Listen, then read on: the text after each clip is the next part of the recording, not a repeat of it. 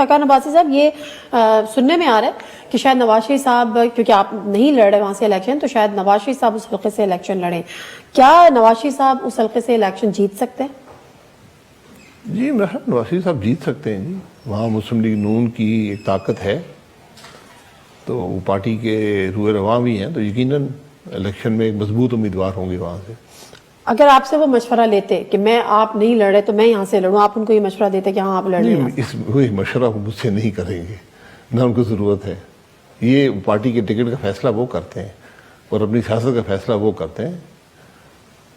آپ لندن جا کے بھی میاں صاحب سے ملے آنے سے پہلے، میاں صاحب کی واپسی سے پہلے، کیا میاں صاحب نے اس وقت آپ سے کہا تھا کہ جی چھوڑیں ناراضگیاں، ختم کریں، جوائن کریں، الیکشن لڑیں، ہمارے ساتھ رہیں؟ نہیں، مجھے انہوں نے نہیں کہا، کیونکہ میری ناراضگی ہے نہیں.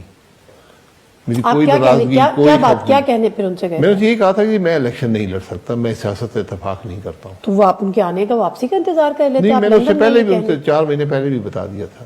ہماری آپس کی بات چیت ہے، یہ میری ذمہ داری تھی کہ میں ان کو اس بات سے آگاہ کر دوں.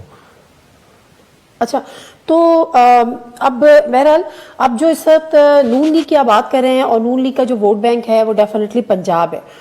پی ٹی آئی اب اس پوزیشن میں ہے کہ نون لیگ کو ٹف ٹائم دے گی، یا آپ کو لگتا ہے کہ نون لیگ بہت آسانی سے اکثریت نکال لے گی اور حکومت بنا لے گی؟ پنجاب کی بات کوئی الیکشن بھی الیکشن آسان نہیں ہوتا، اکثریت لینا آسان نہیں ہوتا. کمپلیکیٹڈ پالیٹکس ہے. لاہور اور پنجاب ہمیشہ سے گڑھ رہا ہے نا، وہاں تو ان کو کبھی مشکلات گڑھ کبھی نہیں ہوتا، گڑھ بدلتے رہتے ہیں. میرے حلقے میں پیپلز پارٹی 80,000 ووٹ سے شروع کیا کرتی تھی الیکشن، کوئی امیدوار بھی ہو. اور یہ 2008 کے الیکشن کی بات بھی ہے، 2008 سے 13 تک.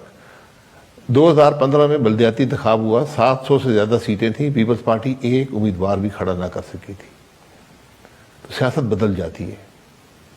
اگر آپ عوام کی رائے کا احترام نہیں کریں گے، اگر آپ عوام کے مسائل کی بات نہیں کریں گے، ان کی تکلیف کی بات نہیں کریں گے، پھر عوام آپ کو رد کر دیتی ہے. یہی سیاست ہوتی ہے. تو ہمیں بڑا کیئرفلی ان چیزوں کو دیکھنا پڑتا ہے. اور آج یہ ملک مشکل میں ہے، اس کے عوام بہت تکلیف میں ہیں. آج ہمیں ان کی بات کرنی ہے، اپنی سیاست کو ایک طرف کر دیں.